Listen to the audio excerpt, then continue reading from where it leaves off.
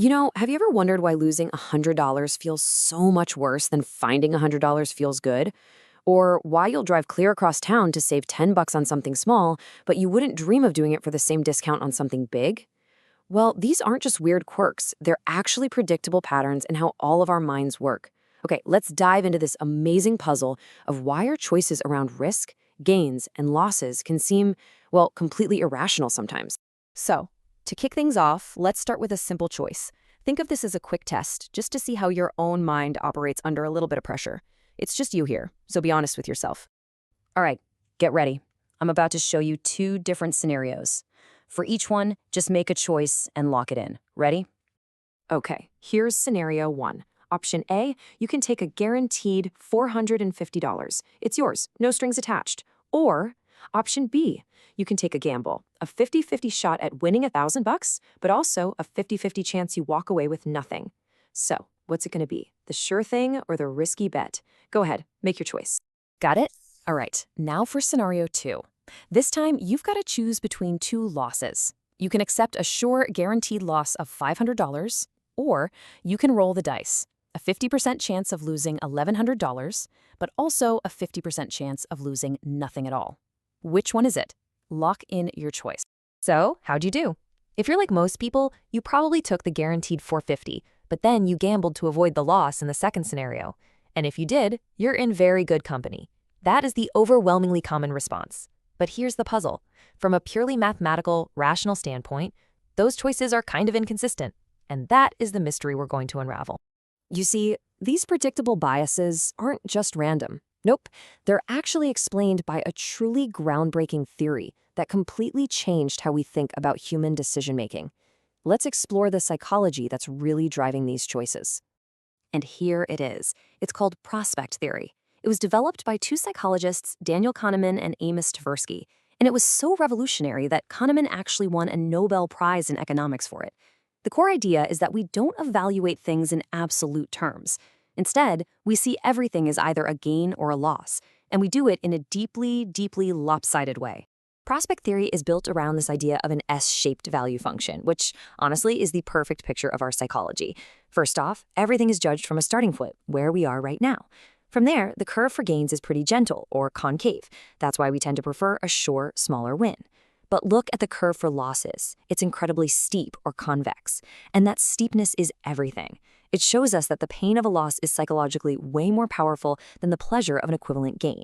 Yeah, for most of us, the psychological sting of losing $1,000 is roughly twice as strong as the pleasure of gaining $1,000.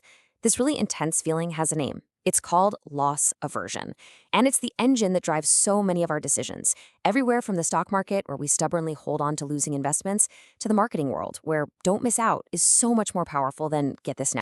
This whole pattern actually predicts our behavior in 4 key situations. So when there's a high probability of a gain, we become risk-averse. We take the sure thing. But when there's a high probability of a loss, we suddenly flip and become risk-seeking. We'll gamble to try and avoid it. And the whole thing flips again for low probabilities. We become risk-seeking for a tiny chance at a huge gain. I mean, that's the whole psychology behind a lottery ticket, right? And we become risk-averse when we face a small chance of a massive loss. That's why we buy insurance.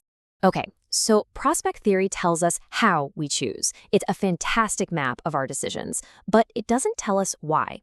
Why are our brains wired this way to begin with? For that, we need to zoom way out from modern economics and look deep into our evolutionary past. I mean, really, this question gets to the heart of everything. We're living in this world of spreadsheets and stock tickers and complex probabilities, but the brain we're using to navigate it all, it evolved in a very, very different place, where the stakes were much, much higher. And here's the most important takeaway. What we call cognitive biases aren't actually bugs in our mental software. They're features. These are ancient, time-tested strategies that are coded into our brains for one simple reason. They helped our ancestors survive. I mean, just picture it from a survival point of view. For an ancestor who's living right on the edge, losing their food for one day could literally mean death.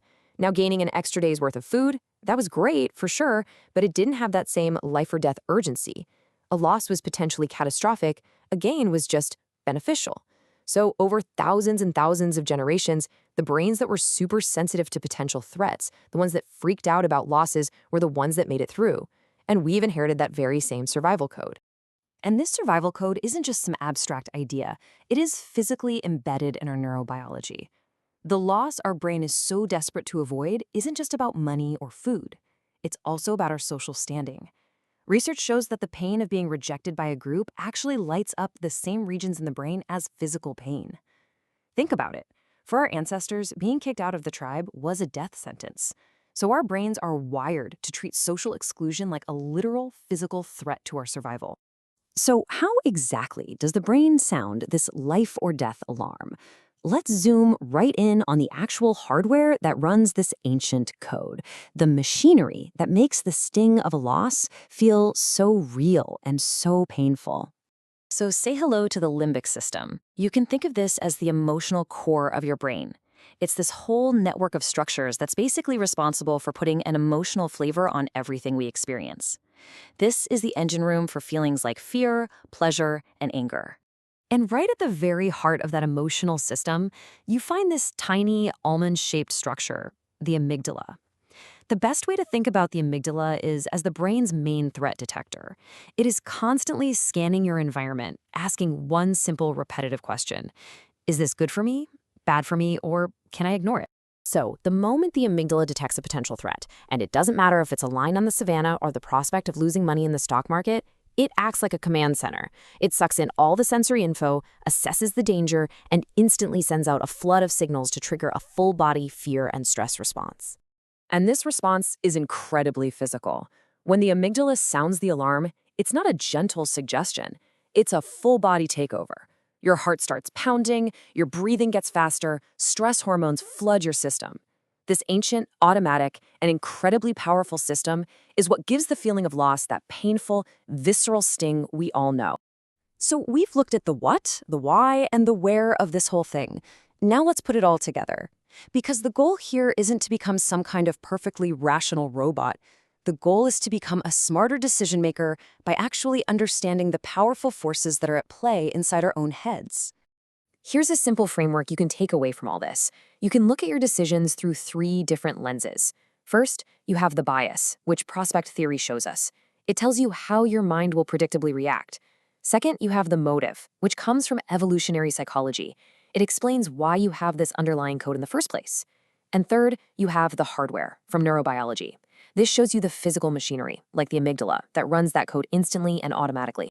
Look, understanding this framework isn't going to magically erase these incredibly powerful instincts, but it does give you a crucial advantage, the power to recognize what's happening in the moment. By knowing the rules your own mind follows, you can pause, you can identify that pull of loss aversion, and you can make a more conscious choice.